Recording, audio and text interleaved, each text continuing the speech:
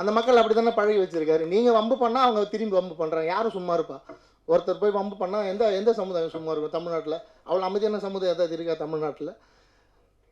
அதெல்லாம் தப்பு. ஏன்னா நான் பார்த்துருக்கேன். இதோ மூர்த்தி என்ன பக்கத்தில் இருக்கார் சாட்சி. அவர் ஆஃபீஸுக்கு போன ஒரு நாள் எங்களை எப்படி பயமுறுத்தினாருன்னு கேளுங்க. சுற்றி அவங்க ஆஃபீஸ் ஸ்டாஃப் 50 பேர், நாங்கள் 5 பேர் தான் போனோம். அதை தான் சொல்கிறேன். அதை சொல்லிக் கொடுத்தது யார்? அந்த அன்பு, அந்த மரியாதையை சொல்லிக் கொடுத்தது யார்? திருமார் அண்ணன், இந்த ஆர்கே சுரேஷ் அண்ணன் வந்தவொடனே கட்டி பிடிச்சி பேச வைக்கிறது, இதெல்லாம் சொல்லிக் கொடுத்தது யார்? அவர் தூத்துக்குடியில் அண்ணன் இருக்கார் ஒருத்தர், எசகி ராஜா அண்ணன், இந்த ரத்னவேல் பாண்டியன் அண்ணன் இருக்கார். என்னை கூப்பிட்டு மதுரை ஃபுல்லாக ஊர் ஊராக சுற்றினவர், கூட பிறந்த அண்ணன் மாதிரி. இப்போ எனக்கு இந்த இந்த 20 நாள் கஷ்டப்பட்டு இந்த படத்தை கூப்பிட்டு வந்தார். அவ்வளோ பிரச்சனையான படத்தையும் கூப்பிட்டு வந்தார். அண்ணன் தேட்டருக்கு கூப்பிட்டு போயிடுங்க, நல்லபடியாக படத்தை கொண்டு போய் சேர்த்துருங்க. எப்படியாவது ஒரு 300 தேட்டருக்கு கொண்டு போய் போட்டுருங்க இந்த படத்தை. தமிழ்நாடு முழுக்க இருக்க இளைஞர்கள் இந்த படத்தை போய் பார்க்கணும்.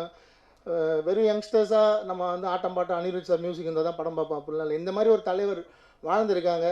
இவரை படிச்சிங்கன்னா தான் நீங்கள் வந்து நேதாஜி சுபாஷ் சந்திர போஸ் ஐயாவை தேடி படிப்பீங்க, விவேகானந்தர் ஐயாவை தேடி படிப்பீங்க. தமிழ்நாட்டோட வரலாறு தெரியும், அரசியல் என்ன நடந்துன்னு தெரியும். அவர் எம்பியாக இருந்தப்போ ஒரு 2 வருஷம் ஏன் பேச விடாமல் தடுத்தாங்கன்றது தெரியும்.